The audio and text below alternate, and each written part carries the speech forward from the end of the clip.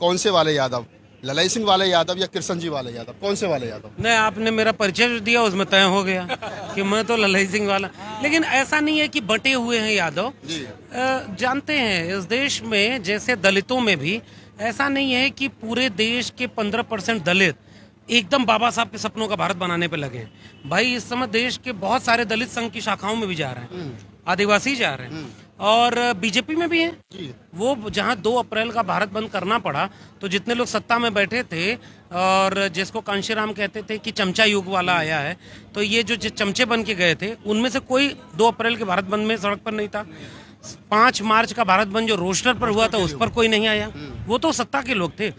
हमारा कहना ये है कि हमें जो बिरसा, फुले, अंबेडकर, पेरियार की विरासत है, ललाई सिंह यादव की, चंद्रिका प्रसाद जिज्ञासु की, उसको धीरे धीरे लोगों तक ले जाना है। ओबीसी और कल्चरली उतना साउंड उस तरह से इसलिए नहीं रहा क्योंकि वो वंचना नहीं झेला। ओबीसी समाज जो वंचना दलित समाज और आदिवासी समाज झेला उतना ओबीसी को नहीं झेलना पड़ा। इसलिए धीरे धीरे एक सांस्कृटाइजेशन का प्रोसेस आएगा। धीरे धीरे बाबा साहब को भी इस देश में लागू करने में, किताबें छापने में, जन आंदोलन का चेहरा बनाने में 40 साल लगे। 1950 में भारत आजाद हुआ, 1980 के आसपास पहली बार पब्लिकेशन आया उनका, समग्र प्रकाशन। 90 में भारत रत्न बिना जन आंदोलनों में मान्यवर कांशीराम लेकर के पूरे भारत में खड़े हुए। 50 साल तो वहां लगा, थोड़ा यहाँ लगेगा। ललाई सिंह यादव भी आएंगे, चंद्रिका प्रसाद जिज्ञासु आएंगे, जगदेव बाबू आएंगे, रामस्वरूप वर्मा आएंगे, लोहिया आएंगे। ये सारे मिल करके ओबीसी समाज में अब सब कांवड़ लेके नहीं जा रहे हैं।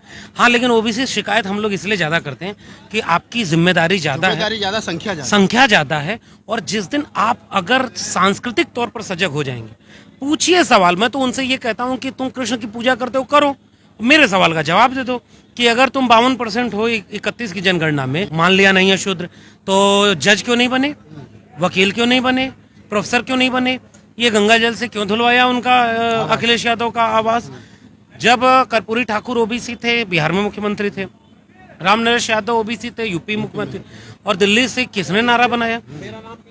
हाँ, तो वो सारे लोग जो नारा लगाए कि भाई दिल्ली से चमड़ा भेजा संदेश और बार बनावे कर्पूरी और भैंस चरावे राम नरेश। जाति के नाम पर उत्पीड़न पिछड़े तबके का किया गया। अब यादवों में, अब देखिए, अभी आपके बीच में आए थे ना जहां हम लोग खड़े हैं, गाजियाबाद बार एसोसिएशन के नाहर सिंह यादव जी बाबा साहब पर कार्यक्रम कर रहे हैं। और अब देखिए देश बदल रहा है। राहुल जी, हमने दिल्ली विश्वविद्यालय में जब बिरसा, फुले, अंबेडकर, पेरियार का नारा लगाया ना, तो ओबीसी, दलित, आदिवासी, पसमानदा, महिलाएं, ये बहुजन एका बनाई थी हमने, और वो बन रही। पश्चिम का यादव आपको कहता है कि असली यादव नहीं, पश्चिम का ऐसा भी नहीं है। पश्चिम में बहुत जगह वो मुझे बुला चुके हैं, सारे लोग एक जैसे नहीं है। हाँ, पश्चिम में क्या है ना कि थोड़ा सा जमीन ज्यादा है, पैसा है, संपन्नता है, वो वंचना उस तरह झेले नहीं है ना जाति के नाम पर है। तो इसलिए धीरे धीरे हमें ये समझाना होगा, जब जमीन की कीमत घटती जा रही है, बिजनेस व्यापार चौपट होता जा रहा है, तो आप भी देखेंगे कि अच्छा, आप तो ताकतवर थे लेकिन देश चलाने में आप कहाँ हैं? आपके व्यापारी कितने हैं, आपके उद्योगपति कितने हैं, प्रोफेसर, डॉक्टर, इंजीनियर? जैसे ये सवाल जाट, गुर्जर, यादव, कुर्मी, कोयरी, इन सब जातियों में जाएगा, उनके मन में एक बेचैनी पैदा होगी। बिक रहा है सब, पूरा देश जब बिक रहा है तो बिकेगा उनका भी भविष्य। सर, वो तो कह रहे हैं, लेकिन धर्म तो बच रहा है, मंदिर बच रहा है, मंदिर की राजनीति हो रही है, गाय की राजनीति हो रही है, वो वहाँ मस्त है, उसको जो आप कह रहे हो उसकी जरूरत ही नहीं है। मैं अभी भी कह रहा हूँ कि देखिए, धर्म के नाम पर हिंसा करने वाला बहुत गरीब कमजोर तबका नहीं है। एक बीच का वर्ग ऐसा है जिसका पेट भरा हुआ है, उसको कुछ पैसा दे करके हिंसा करवाई जा रही। जिसके पास कुछ नहीं है खोने को ना, वो पेट भरने के लिए मजदूरी करने जा रहा है। उसमें दलित, पिछड़े, आदिवासी सब हैं, सवर्ण भी थोड़े थोड़े हैं। और जो बहुत ताकतवर हैं, उनके बच्चे विदेश में पढ़ रहे हैं, उनके बच्चे हिंदू धर्म बचाने नहीं जाते, वो तलवार लेकर के मस्जिद पर अटैक करने के लिए। बहुत ऊपर के वर्ग के, नीचे के वर्ग के लोग नहीं है। ये जो बीच में एक तबका ऐसा है जिसका थोड़ा सा पेट भरा है, थोड़ा खाली है, जिसको थोड़ी सी शिक्षा मिली है और पूरी तालीम नहीं मिली, जिसको बिरसा, फुले, अंबेडकर का नाम जानता है लेकिन उससे ज्यादा राम और कृष्ण को जानता है। धीरे धीरे अब एक समय आएगा धर्म पर। अच्छा, दूसरी बात क्या है, नफरत का काम हमेशा आसान होता है। धर्म के नाम पर नफरत फैलाना, अंधविश्वास फैलाना आसान काम है। तर्क और विवेक का काम है बिरसा फुले अम्बेडकर पेरियार का, ललई का। बहुजन राजनीति को कहाँ देखते हो? बहुजन राजनीति हाशिए पे है, बिल्कुल चाहे हाशिए लालू पे यादव हो, चाहे तेजस्वी यादव हो बिहार में, चाहे यूपी में हम मायावती की बात कर लें, अखिलेश की बात कर लें, सब टुकड़ों में बिखर करके देखिए, मैं बचता हूँ इन लोगों पर टिप्पणी करने से, नेताओं पर, क्योंकि मैं जब कहता हूँ कि नेताओं पर टिप्पणी क्यों नहीं कर रहा हूँ, तो बाबा साहब अपने जीवन में ढंग से कोई चुनाव जीत नहीं पाए थे। तो इसका मतलब ये नहीं कि बाबा साहब क्या थे, इसको आप नहीं समझेंगे।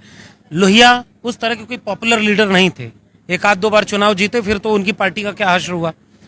राजनीति एक बात है, सत्ता मिली आपको 90 के बाद इस देश के बहुत बड़ी आबादी पर सत्ता में आए ये लोग, यूपी बिहार दोनों जगह बहुत बदलाव भी किया, अच्छा काम किया, लेकिन विचारधारा कहीं ना कहीं आज पीछे हो गई है। मंडल बनाम मंदिर की लड़ाई में, मंडल बनाम कमंडल की लड़ाई में, बहुजन बनाम सर्वजन की लड़ाई में परशुराम का फरसा बीच में आ जा रहा है, गणेश बीच में आ गए, हाथी नहीं गणेश है। तो ये जो विचलन आया है ना, मुझे लगता है कि खामी यहाँ है, और समाज को आपने बहुत तैयार किया नहीं, चाहे सपा बसपा आरजेडी। अभी भी मैं कह रहा हूँ कि ऐसा नहीं कि राजनीति फेल हो गई, एक दौर है, सत्ता उनके पास है, हिंदूवादियों के पास, मीडिया उनके पास खरीद लिया है, व्यापारी उनके पास है, पैसा लगा रहा है, तो सब कुछ उनके हाथ में, और एजेंडा उनका नफरत का है। इसलिए ऐसा लग रहा है कि अब तो इस देश बचेगा ही नहीं भाई, हिंदू राष्ट्र बन जाएगा। ऐसा कभी ना हुआ था, ना होगा। ये गोडसे गोलवलकर हेडगवार सब हार गए, तो ये कुछ दिन की सत्ता मिली है।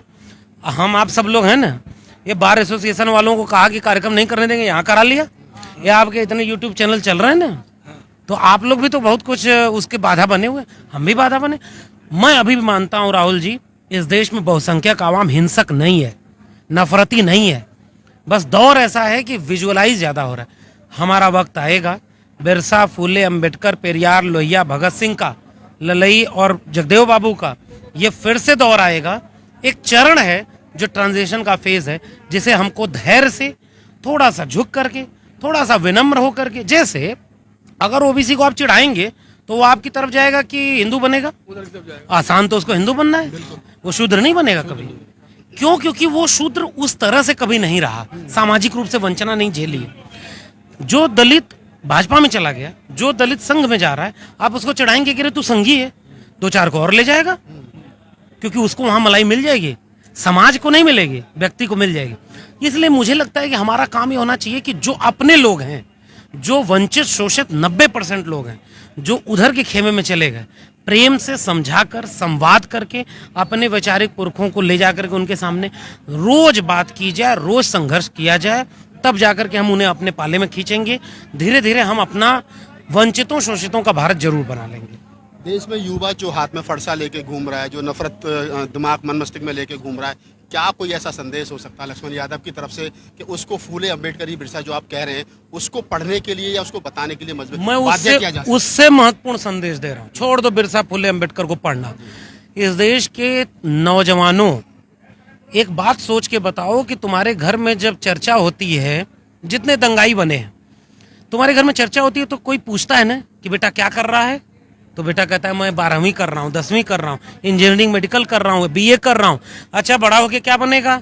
वकील, डॉक्टर, इंजीनियर, बिजनेसमैन, ये बनूंगा, वो बनूंगा, सब करूंगा। आज क्या हो रहा है कि किसी से पूछो क्या कर रहा है, तो बेटा त्रिशूल ला करके मस्जिद पे अटैक करने जा रहा है। एक बार सोच के बताओ, क्या तुम्हारा बायोडाटा है? क्या तुमको ये इस्तेमाल नहीं किया जा रहा है?